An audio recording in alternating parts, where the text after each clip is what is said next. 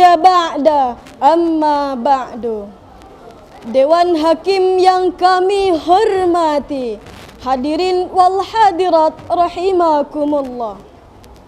Masih ada dalam ingatan kita tragedi 11 September 2001 di mana pusat ekonomi dunia yang terbangun di Menara Kembar, World Trade Center New York, Amerika Serikat hancur lebur dihantam oleh dua pesawat komersil yang dibajak oleh sekelompok orang yang kemudian dikenal sebagai musuh dunia, yakni Al-Qaeda.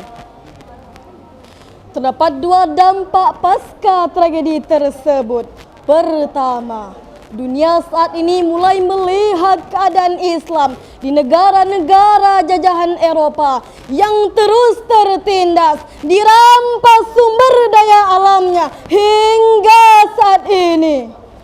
Hendaknya perlu dilakukan pendekatan ulang tanpa tindakan militer. Namun hasilnya mereka hingga saat ini masih saja tertindas. Kedua, dunia saat ini melihat gelagat buruk penyebaran Islam di Eropa. Sehingga saat ini terjadilah pengaduan domba terhadap umat muslim dengan menggolongkan umat muslim kepada dua kelompok, yakni Islam radikal sebagai basic terorisme dunia dan Islam moderat sebagai sahabat mereka. Hadirin, kedua dampak tersebut tersebar ke seluruh daerah di tanah Indonesia ini. Bahkan tidak lama dari tragedi Menara Kembar, Bali sebagai pusat wisata Indonesia dibom oleh mereka yang mengaku sebagai para mujahid Islam. Lalu, apakah Islam mengajarkan jihad sebagai sebuah penindasan? Ataukah jihad dapat dijadikan sebagai sarana untuk membangun persaudaraan? Oleh karena itu, jihad dalam membangun persaudaraan adalah tema syarahan yang akan kami sampaikan pada kesempatan ini. Dengan rujukan Al-Quran, surat At-Taubah ayat 41.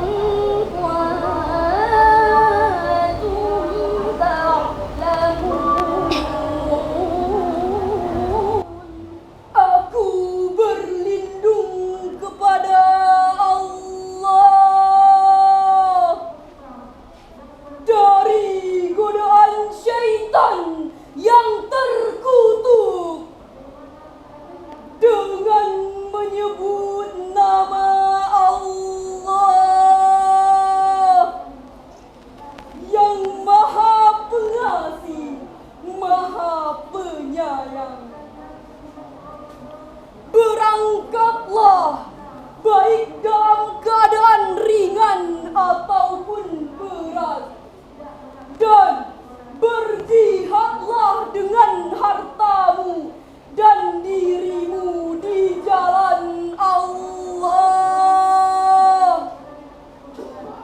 Yang demikian itu adalah lebih baik bagimu jika kamu mengetahui. Hadirin rahimakumullah, Profesor Dr. Muhammad Quraish Shihab menjelaskan pada kitab Tafsir Al-Misbah bahwa pada hakikatnya perintah untuk berperang sebagai salah satu makna jihad dalam ayat tersebut.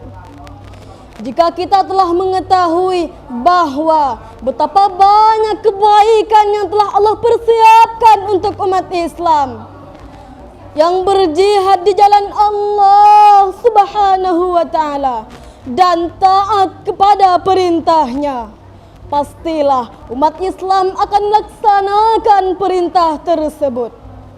Hal ini jika ditinjau dari berbagai aspek duniawi dan ukhrawi, sebagaimana difahami dari bentuk nakirah kata khairun pada ayat tersebut. Dampak positif yang membawa kebaikan dan kebajikan melalui jihad selaras dengan dakwah yang dilakukan para ulama, para penyebar Islam di tanah Nusantara ini. Abdurrahman bin Mas'ud menjelaskan bahwa Islam di Indonesia terbagi kepada dua model yang saling mengikat, yakni model universal dan model domestik. Model universal adalah model yang membangun dunia Islam dengan kepemimpinan dan uswatun hasanah Muhammad sallallahu alaihi wasallam. Sedangkan model domestik adalah mereka yang bermakmum kepada metode-metode Wali Songo. Mereka adalah yang namanya populer telah berhasil menyatukan Nusantara Hindu-Buddha kepada agama Islam.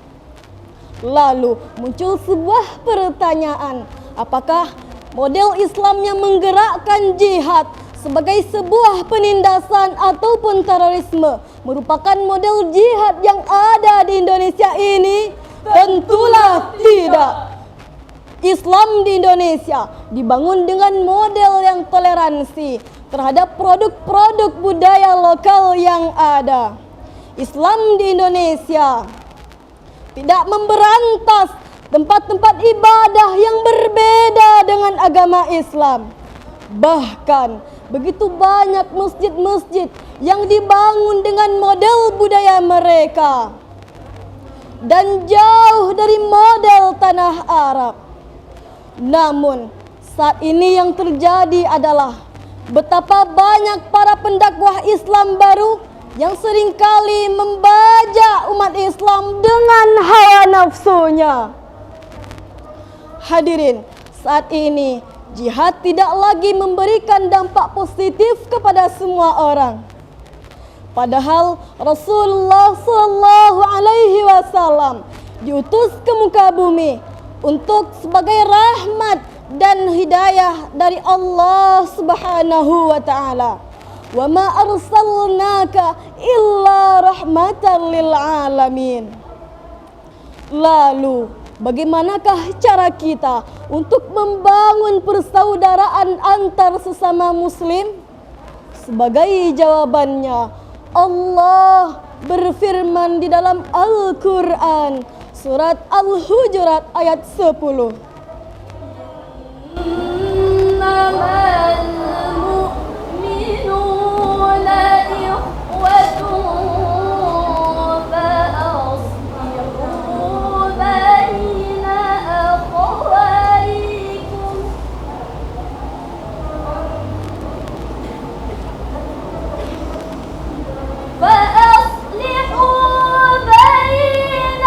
akhawaykum. واتقوا الله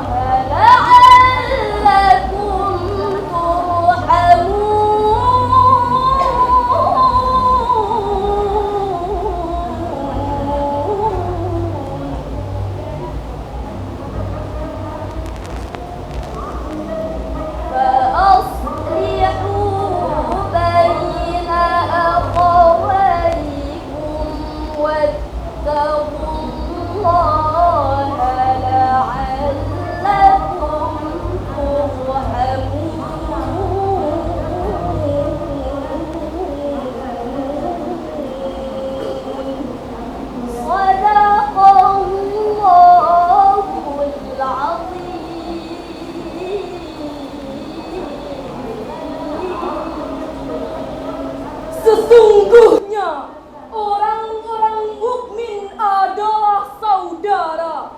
Karena itu, damaikanlah antara kedua saudaramu dan bertakwalah kepada Allah agar kamu mendapat rahmat. Maha benar Allah dengan segala firman-Nya. Hadirin rahimakumullah. Berdasarkan ayat tersebut, Profesor Dr. Muhammad Quraisy Shihab menjelaskan bahwa ayat tersebut menjelaskan kepada kita persatuan dan kesatuan akan melahirkan limpahan rahmat kepada kita. Namun sebaliknya, perpecahan dan keretakan hubungan akan melimpahkan dan akan menimbulkan bencana kepada kita, yang pada puncaknya melahirkan pertumpahan darah dan perang saudara. Oleh karena itu, pada ajang musabaqah ini kami menghimbau kepada seluruh umat muslim, marilah kita bersama-sama berjihad di jalan Allah Subhanahu wa ta'ala dengan penuh kehormatan dan kedamaian, sehingga tercipta persaudaraan dan hubungan yang harmonis di antara kita umat Islam. Hadirin rahimakumullah, demikian syarahan yang dapat kami sampaikan. Syukran ala kulli ihtimam, afwan ala khata'iha. Akhirul kalam, wassalamu alaikum warahmatullahi wabarakatuh.